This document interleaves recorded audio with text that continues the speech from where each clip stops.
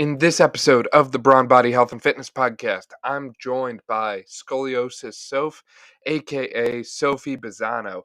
Sophie is an incredible individual who has battled chronic back pain, a diagnosis of scoliosis, and multiple spinal fusions for literally half of her life.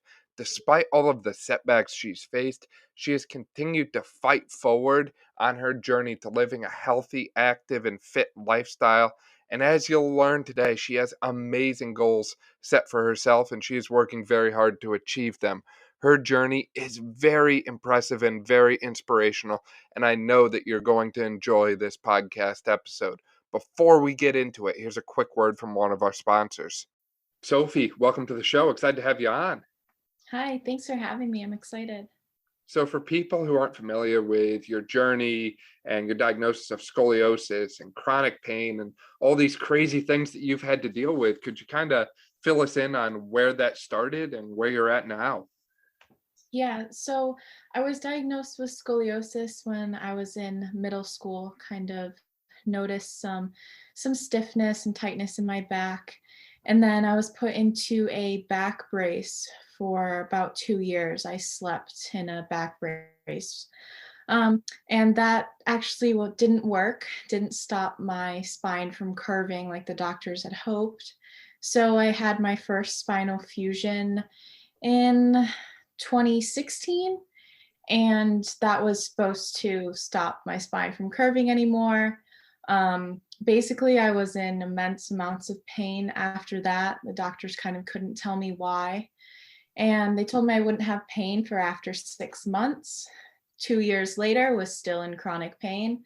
After begging the doctors to look inward more at what was going on, they noticed that a screw had loosened in my fusion and it was touching on some nerves and actually formed a huge cavity around that screw touching on my spine. So they went back in and did a second fusion, and now I have 4 rods and 22 half-inch long screws along my spine. Wow. So pretty much my entire spine is fused. And for those who don't know, that basically means that instead of being able to flex all of your individual vertebrae, your spine is kind of one bone. It's as if it was like another limb. Interesting. So that means like it's all or nothing. So when you bend over, like everything goes or nothing goes. Right. So if I'm laying on the floor, the only thing that I can pick up and bend is my neck. That's as far as that range of motion goes. If I'm standing up and I try to bend over, my entire spine doesn't bend. My hips just kind of act as a hinge, and that's the only thing that moves when I bend over.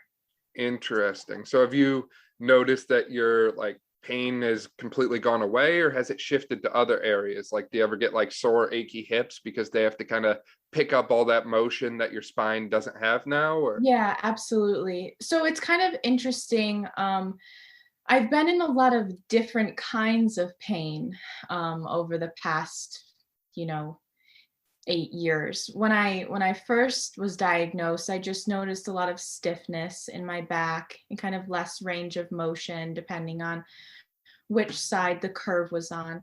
And then after my second surgery, I noticed a lot more nerve damage.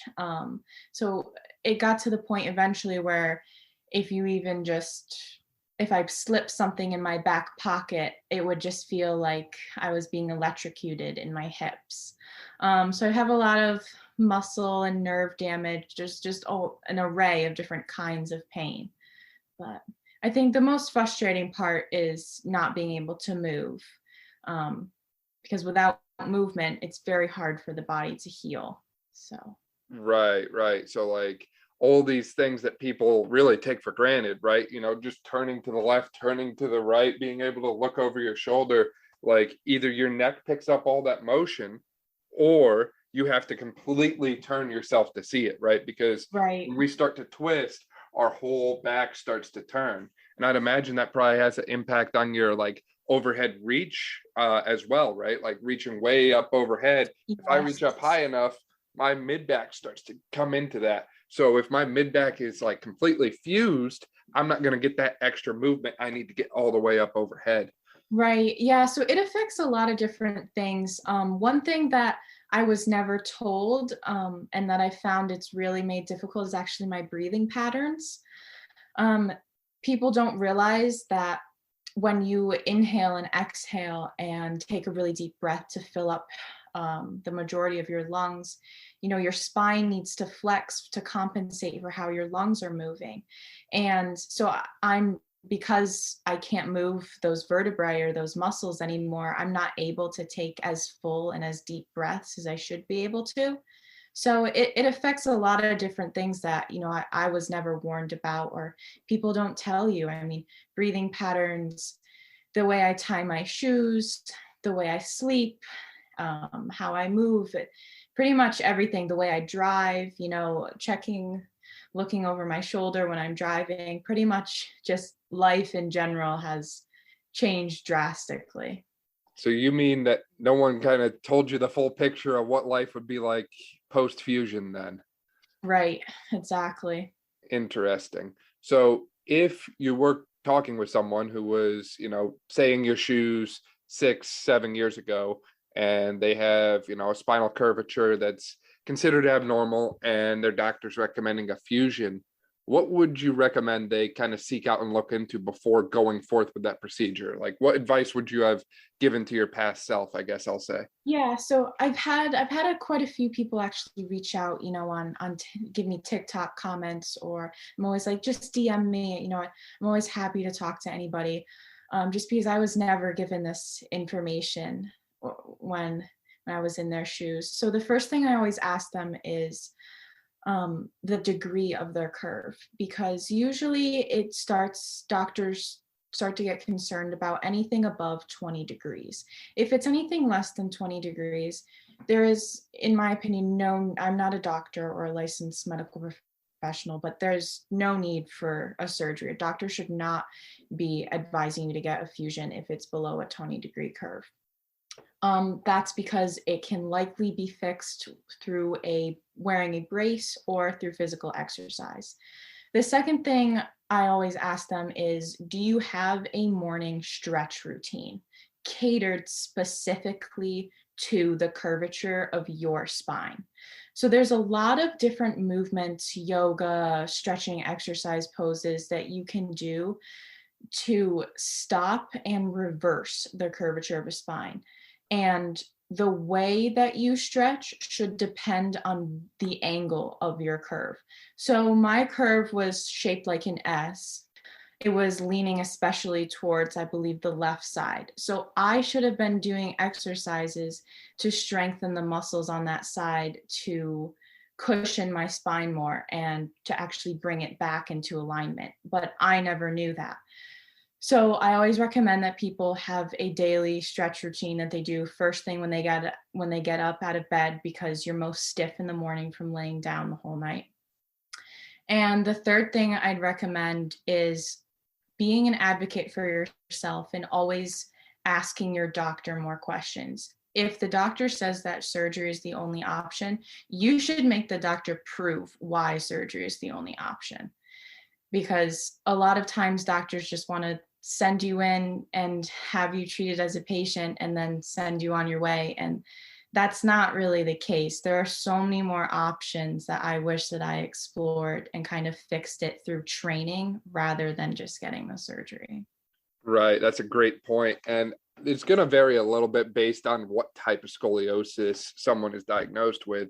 So there's multiple different types out there. Congenital is the one that we think of when we think of like young children, like birth defect. It's a little bit more rare, but there's a lot of other issues that can develop from congenital. And then there's like idiopathic, which I believe is the most common. I think it's like 80-90% of scoliosis cases are idiopathic, which is like, we have no idea what's causing this, but it starts between the ages of 10 and 20 most of the time. And from what you've described to me, I would assume yours is fairly idiopathic in nature. And Yeah. and when we think about what causes scoliosis, again, there's a lot of factors that go into it, but one of the things that can cause abnormal curvature, and you touched on it, is muscles on one side of the back are tighter than the other or weaker than the other. So we have one side that is stronger than the other. So stronger muscles are going to pull the spine towards that side, and the other side is not as strong, so it's going to have less of a pull on that side. So it gets a little confusing when you get into the jargon between tightness versus strength versus weakness, because someone will say something's tight, but maybe that tight side is stronger, maybe that tight side is weaker.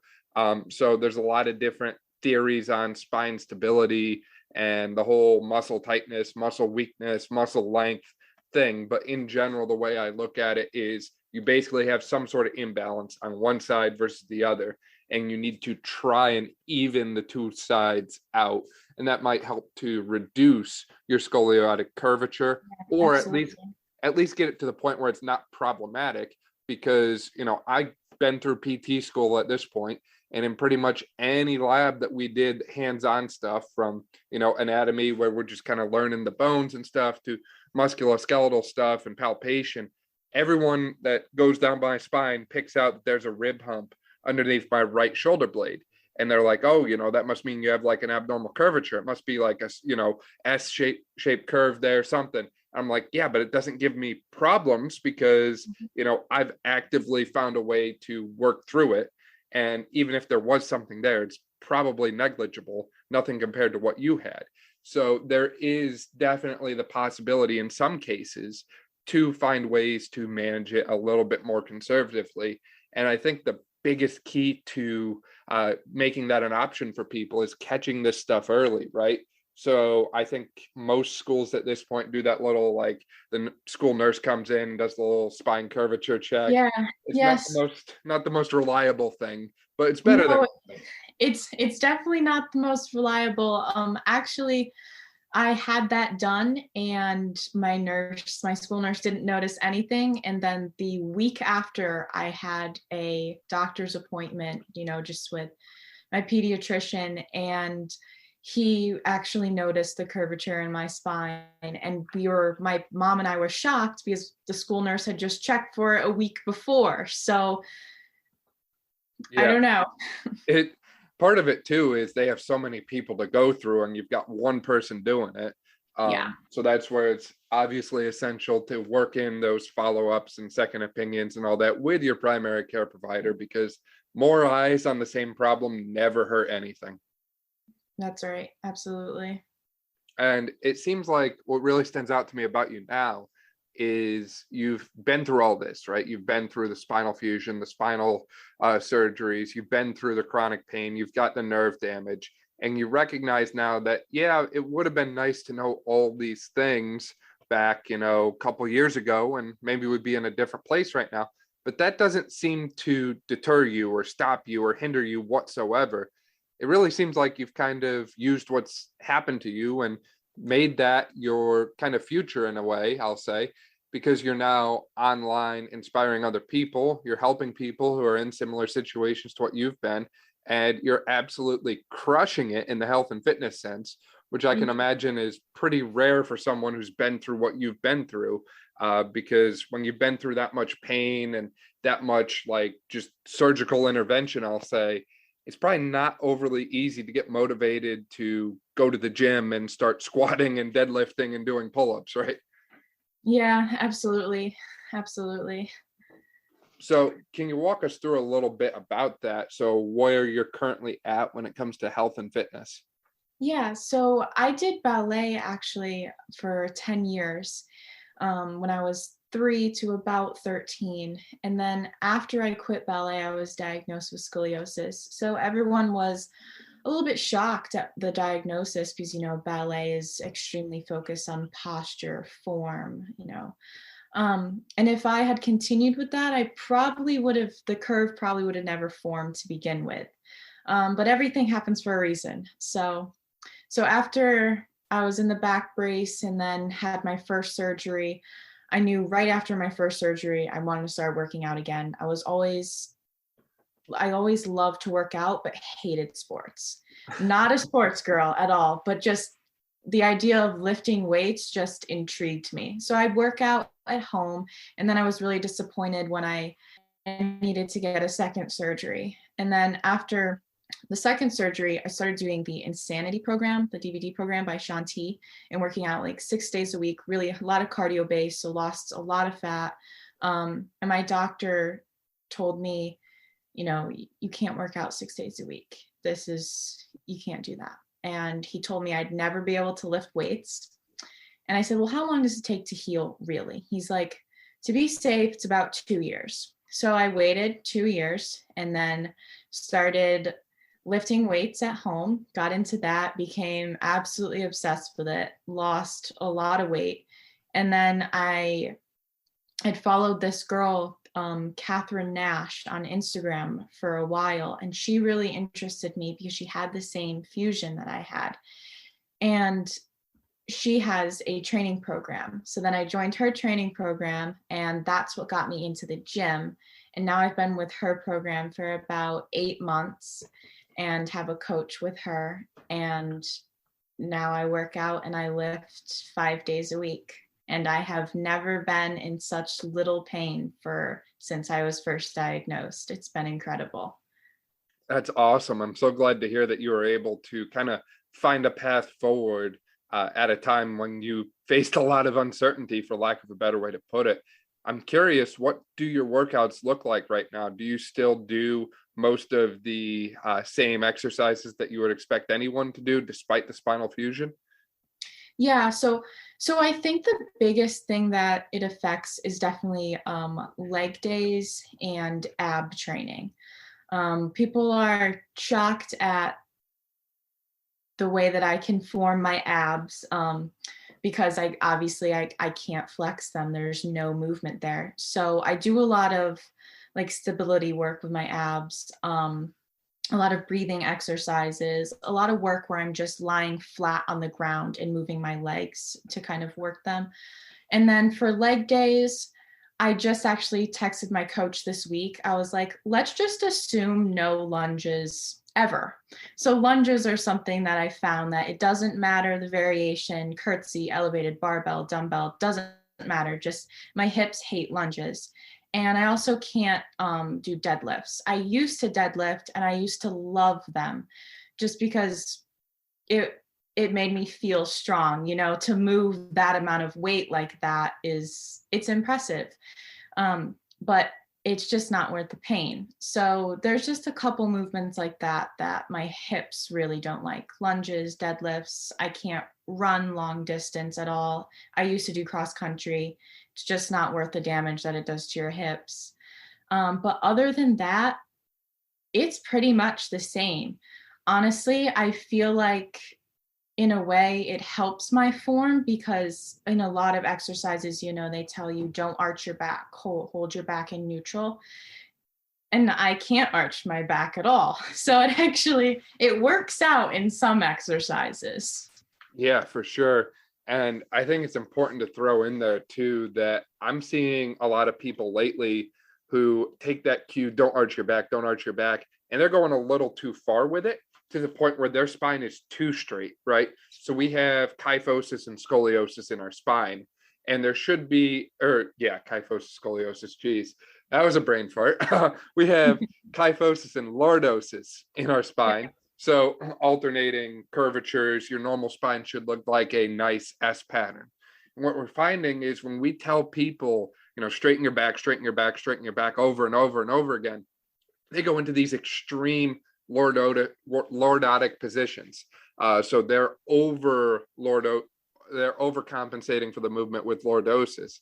And when you do that, you're basically overextending your spine and putting a lot of forces on the spine joints itself, right?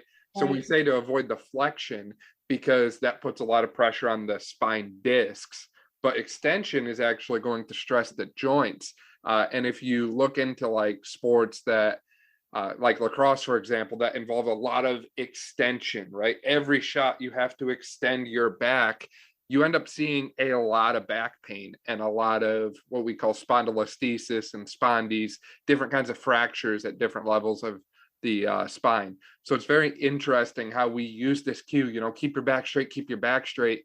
And a lot of times, lately, in my experience, it seems like it does a little more harm than good in some cases. Obviously, we don't want anyone deadlifting with, a whole like rounded back, look like they're going to fold themselves in half.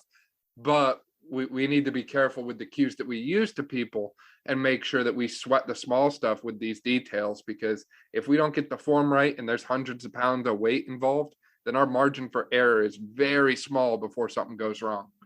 Right, I agree. That's why you have to take, what all these fitness influencers online, they all give advice about form, especially like RDLs or deadlifts. I mean, they don't realize that the people watching don't realize that everybody's form is going to be so different. I mean, I have a long torso, even longer now after my fusions, and short legs. I mean, my RDL and my squat pattern is not going to look like those all those fitness influencers on Instagram who have long legs and shorter torsos. I mean, my range of motion is going to be completely different and my form is going to be so different than what they're doing. So I mean, you just have to really know how to read your body. And that's why the mind to muscle connection is so important. Yeah, I could not agree more. And in your case, you've been through a lot of different therapy approaches to help you improve that, right? I think you've mentioned before that you've gone through cupping, dry needling, different like pain things, yoga, meditation. It sounds like you've kind of done the gamut of different holistic lifestyle interventions. What have you noticed from those? Have they been helpful? Have they worked? Yeah, so I've tried pretty much everything under the sun for chronic pain, all the creams, like you said, dry needling, acupuncture, cup therapy. I used to see a medical massage therapist every week for about an hour.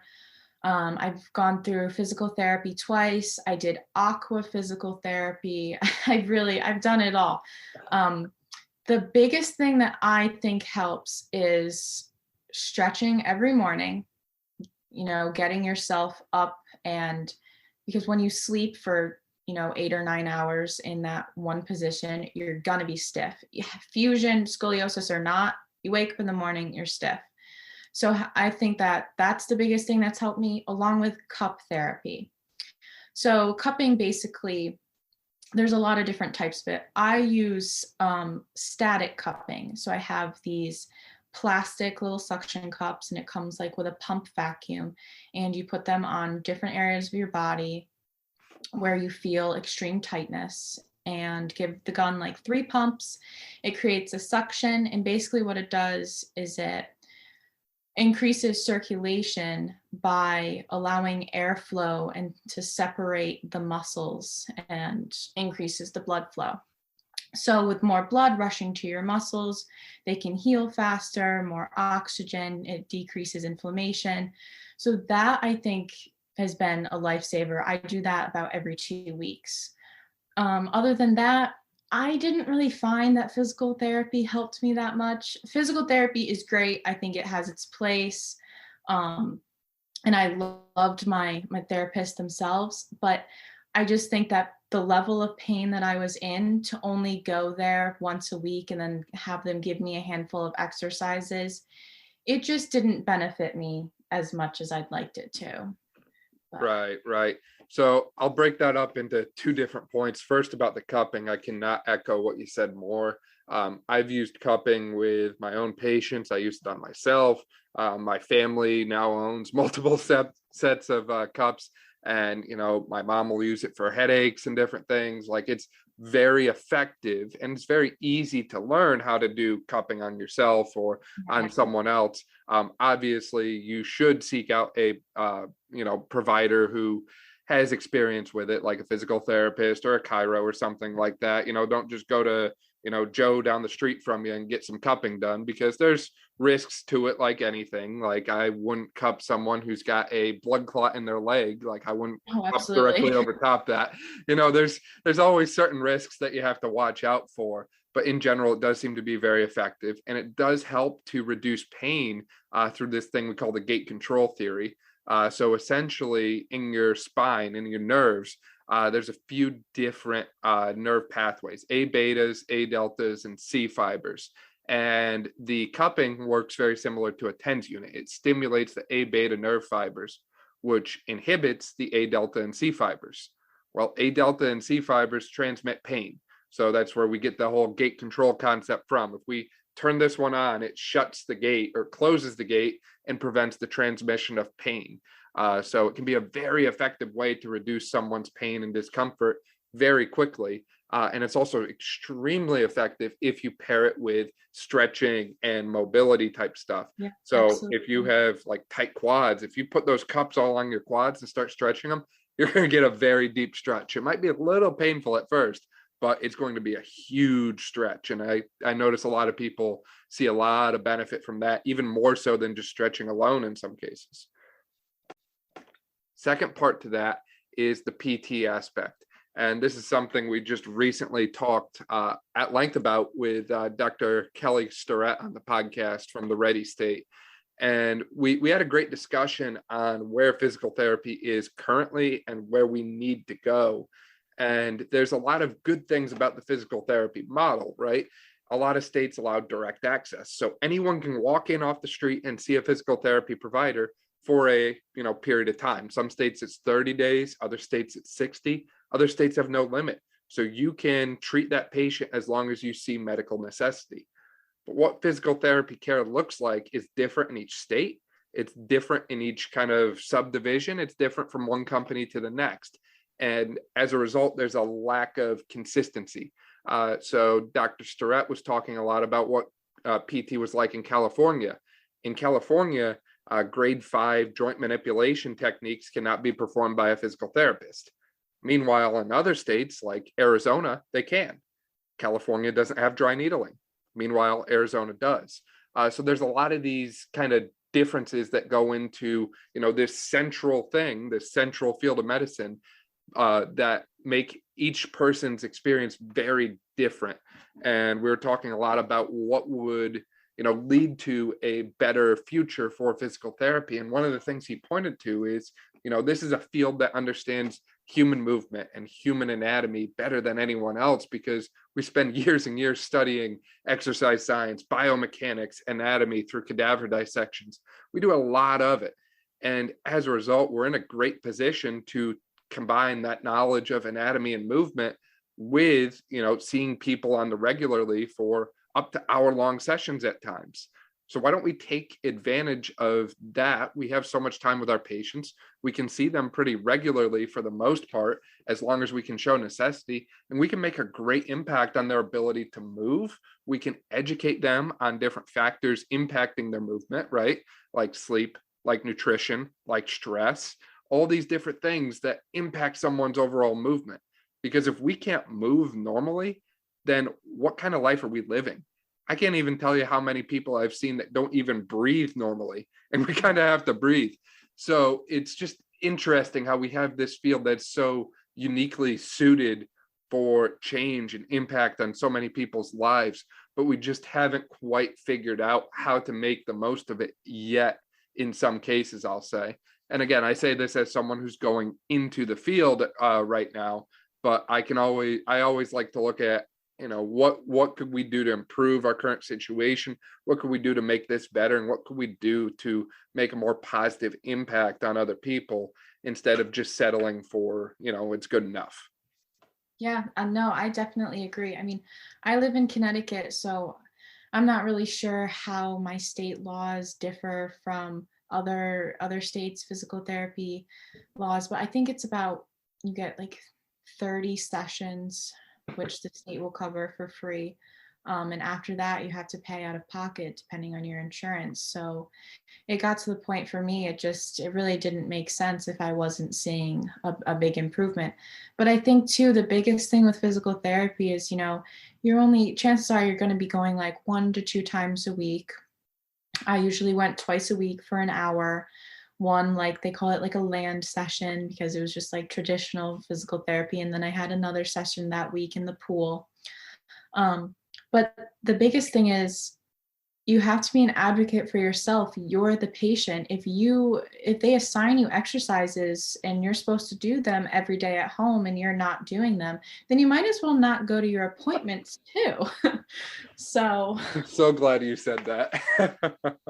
Oh man, it's tough to like make a permanent change in someone who you see 1, 2, at best 3 hours a week, when they spend all the rest of the time outside of those hours of the clinic walls. And it's very difficult to go about something like correcting posture, like increasing strength, when you only get 1 to 3 sessions with someone per week, right? We know that at minimum we need 2 sessions per week with someone in order to increase muscle strength. And we also know that a lot of PT clinics, not everyone, but a lot of them underload their patients, right? So they give basic cookie cutter exercise Yeah. programs and exercise regimes that aren't necessarily customized and individualized to what that specific patient needs, or they're underloaded and they're extremely easy for the patient to do, and they're not really getting any benefit from it. And that's something that we just need to ask ourselves again. Why are we allowing ourselves to give out, cookie cutter advice to people, right? Why are we not pushing for more individualized options? Same thing with you and the spinal surgery, right? Why didn't someone look at your case and say, well, based on all these factors, here's the best thing for her. Now we need to talk to her and see what she wants to do about it, instead of, well, she's got this, we're going to do this, and we're just going to tell it to her. Absolutely. There was a lot less dialogue in your case than there should have been, in my opinion, from what I've understood of it. Yes, I agree. I absolutely agree.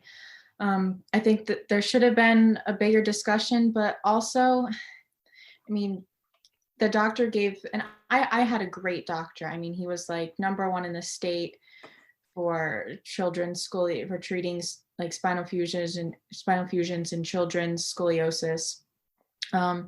But with the second surgery, it was kind of a double-edged sword. I was given the option of, okay, we know that a screw is loosening in your spine. We know that your spine's starting to curve again. So we can either give you a second surgery, fuse more of your spine, and there's about an 80% chance that you won't be in pain anymore. Or there's a 20% chance that you will be in pain. Or you can just not have the second surgery, but you'll be in pain the rest of your life anyway. So, I mean, what do you do in that chance? Obviously you're going to have the surgery. So I had the surgery. I was hoping that I'd be in that 80% that wouldn't have pain. And no, I had the surgery and I was just absolutely miserable. I was in so much more pain than I've ever been in my whole life. And, people just don't realize the level of pain and the annoyance it can cause and the mental toll that it takes on you. I mean, when you wake up and you're just in pain 24 hours a day, it's different. Like, that is all that you think about. It changes every aspect of your life. So I'm so glad that I could just prove the doctor wrong and finally say, no, I'm not taking the pain medication. No, I'm not doing that anymore. I'm not going to be in a brace anymore. I'm going to go lift weights and I'm going to make my pain go away. And that's what I did. For sure. That's a great point on the mental health and just overall mental aspect of pain. Because I just think back to yesterday when I had a headache that wouldn't go away and I was freaking miserable. I can't imagine having something like that every single day for years and years. And chronic pain can have a drastic impact on someone's mental health, which ultimately will impact physical health. And there's even like some studies that suggest structural and functional changes in your brain occur as a result of being in pain for a prolonged period of time. Like your brain literally changes as a result of pain, which is wild to think about. Yeah. Outside of fitness, what have you done to kind of pour into yourself, I'll say, and better your own mental health throughout this journey? So I've done a lot of meditation, a lot of like pain related and focused meditation. I use the app Headspace, which I actually think is a great tool. Yoga is also really good because obviously that works your muscles, but it's also a very spiritual experience. And I have been in therapy for it as well, like with a licensed therapist. I'm actually planning on going back. And I'm actually excited. I used to think therapy was very taboo and it was only for like mentally ill people. There's kind of like a stigma around it, but I think that so many people should be so open about going towards therapy. I mean, therapy is not just for people who have mental illnesses or problems or think that there's something wrong with them. I mean, you should go to therapy before things get worse and try to better yourself. So those are just three things that I think have really helped me.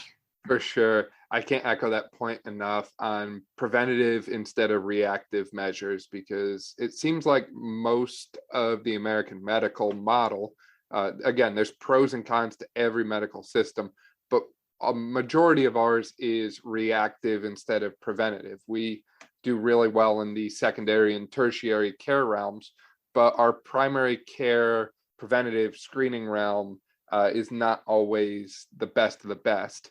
And again, it's great to have very skilled secondary and tertiary care options, but you can't help but wonder what life would be like if we could somehow increase our primary care and our preventative health measures. I'm not sure what that would look like, if it would be some kind of like government funded public health measures, if it would just be, educating people on their health and encouraging them to take charge of their lives and take charge of their health more.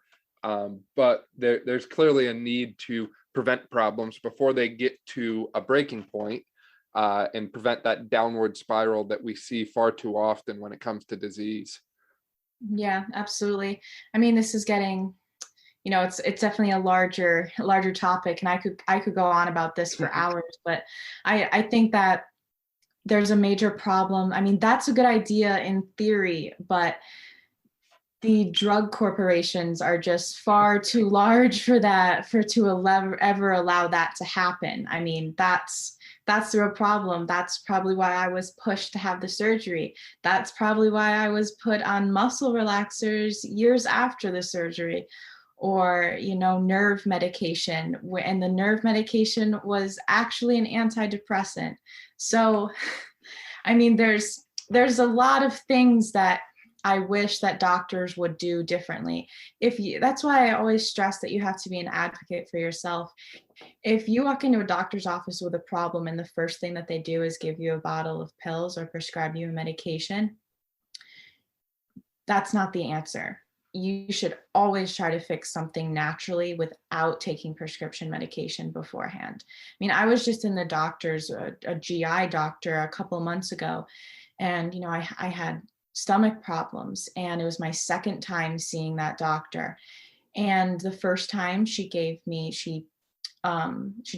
me with a peptic ulcer, and she gave me medication to treat it without ever doing any imaging first. So I took the medication, didn't go away.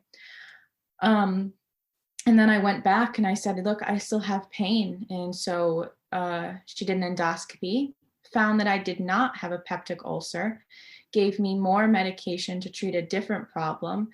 And before taking it, I said, why are you giving me more medication if you haven't even figured out what the problem is yet? So I asked for a different type of imaging. I ended up getting an ultrasound, and she found that I had premature gallstones, gallbladder polyps. And she recommended that I have my gallbladder removed. And I said, absolutely not. And I actually healed my body naturally through taking supplements and changing my diet. And now I have no symptoms of gallstones whatsoever. So. Yeah, there's definitely something to be said about the role of the pharmaceutical company in modern healthcare. And that could be a whole episode in itself, just going over the origins of modern pharmaceuticals and how things have evolved and changed over time. But I like to point to, plain and simple, Dr. James DiNicola Antonio. A lot of people know him as like the salt guy, right? He wrote the book, The Salt Fix, The Immunity Fix, The Mineral Code. I think there was, he wrote a whole different series of books on health. And he is a doctor of pharmaceuticals by trade. And yet he continuously puts out this same message in his books, on a social media, you name it, that if you have a primary care provider who will prescribe medication without first, giving you lifestyle advice and Mhm. trying other alternative means to manage the problem, then you have a drug dealer, not a doctor. Again, that's stuff that he puts out. So it's just an interesting take on the problem, because we see both sides to this, right? So yes, exercise can benefit heart health, for example, and it can lower blood pressure. And there are medications that lower blood pressure for people. The question then becomes, what is it that the patient, what is it that the person wants? Do they want to, start reclaiming their life, regularly exercising, making healthy swaps in their diet, and getting their health back under their own control? Or do they just want to take the pill and get a quick fix and be okay? And, I know what I would choose, but a lot of people choose the other option. And that comes to a whole different topic of instant gratification versus delayed gratification, and why people want things but don't want to work for them. But we won't go down that rabbit hole right now, because I think that gets a little too far off the train. Yeah, no, I agree. And it's interesting that we think about just those concepts of, how other companies, I'll say, shape the care that we receive, from a medical perspective, and how we often, as a society, look for the quickest solution, not necessarily the best solution. And I just can't help but think about those things as it pertains to everything we've been talking about today with scoliosis, health and fitness in general. Is that it's almost like a call for everyone, including myself, to kind of do a little internal audit and reality check with yourself, right? Like, what is it that I'm doing right now that I'm doing because it feels good in the moment, but it's not going to serve me the best long term, right? So if I sit on my laptop after this and watch 2 hours of Netflix, sure, it'll probably be enjoyable in the moment, but what else could I have used those 2 hours for? What else could I have been productive with? And that's not to say that everyone should go out and work themselves to death, but just kind of recognizing that sometimes in life we need to look at the bigger picture and play the more delayed gratification game, the game of, this won't give me the results I want right now. It'll take a little while, but it'll be worth it when I get there, right? That's what health and fitness is built on. And that's what holistic health and alternative medicine is also built on, right? It's not a instant result. It's something a little bit more delayed, but you recognize that delaying process is well worth the wait. Right, right. It's all about consistency. While we're talking about consistency, I'd love to bring up too, what's your own kind of nutrition strategy or nutrition model? I know you like to post your favorite foods on Instagram there different times. Yeah, so when I first started working with my coach about 8 months ago, I was eating in a very extreme deficit, um, about 1,200 calories a day. And she put me on a reverse, and now I'm in a slight bulk.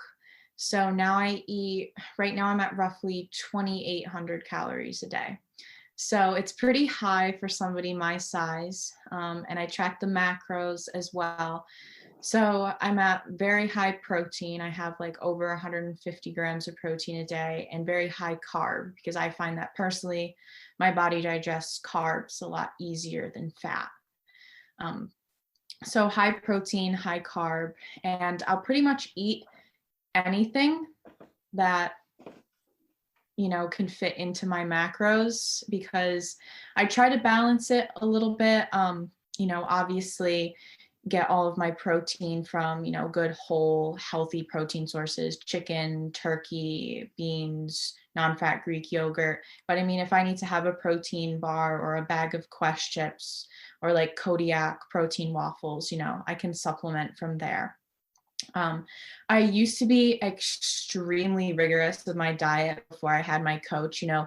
Going into working with her, I thought that I was going to, not eat any sugar. I used to be completely sugar-free, gluten-free, did all the crazy diets, all the fad diets. And then eventually, it led to binging. And my coach sat me down and she was like, it's not worth it.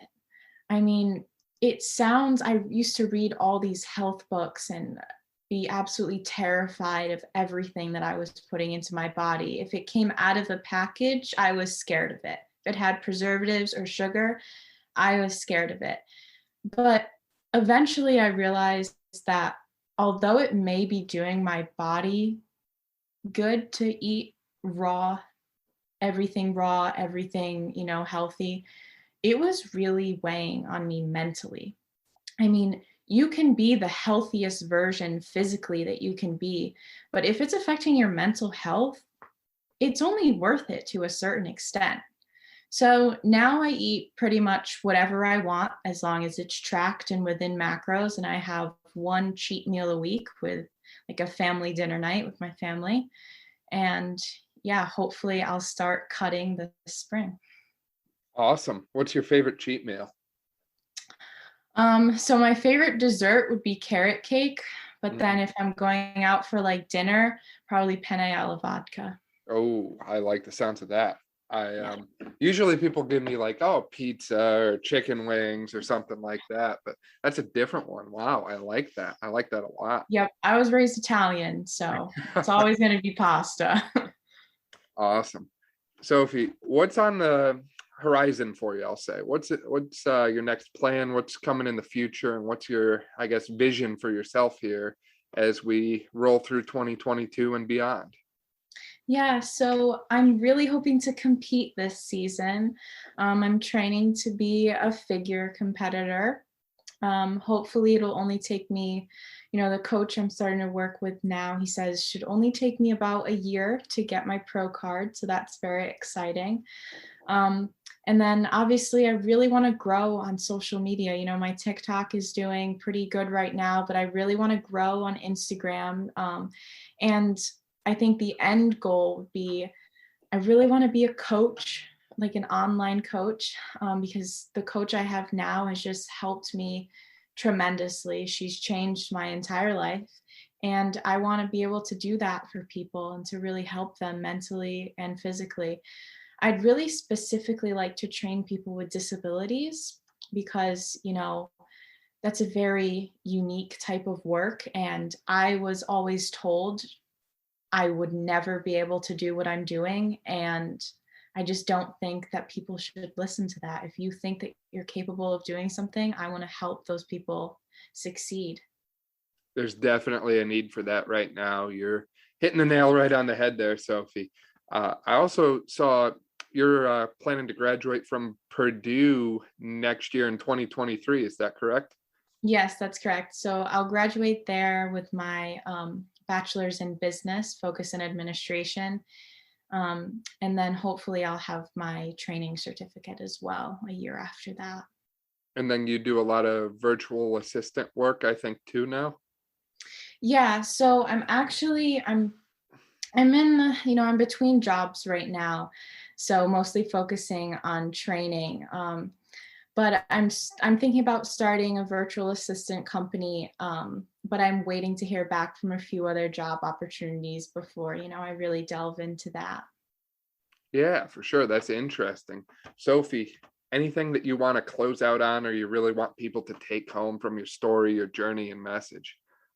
Yeah, so I think the biggest thing that I just really like to tell people is, if you think that you can do something and somebody is telling you that you can't or you've been through something, I mean, just go out and do it. Go get it. I mean, I look at where I was even just a year ago compared to who I am today, and I am so proud of myself, honestly, that I've made such big changes in my life. So if there's something else that you want, don't let anybody tell you that you can't have it.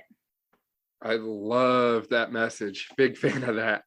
Where can people find out more about you, Sophie? Where can people find you on your TikTok channel and social media? Yeah, so everything's the same: TikTok, Instagram, everything else. It's all at scoliosis.soph. Love that. We'll link to that below. So if you didn't quite catch that, you can just click the link and find Sophie on all those amazing platforms. Sophie, it's been a pleasure having you on. Really appreciate your time for coming on and sharing your journey and your experiences throughout your past 8 to 10 years living with scoliosis. Yeah, thank you for having me. It's been fun. That's going to do it for this episode of the Brawn Body Health and Fitness Podcast. Thank you so much for listening. If you like this episode, please make sure you subscribe on your favorite platform. That way you don't miss any of our upcoming podcast episodes. Additionally, make sure you share this episode with a friend who you think would enjoy the content and episodes that we've been putting out. Make sure you follow us on social media at Brawn Body to stay up to date on everything that we're currently doing. And last, we'd really appreciate it if you checked out the links below and supported the podcast so that way we can continue to help bring you awesome content and new episodes regularly. Thanks as always for your support.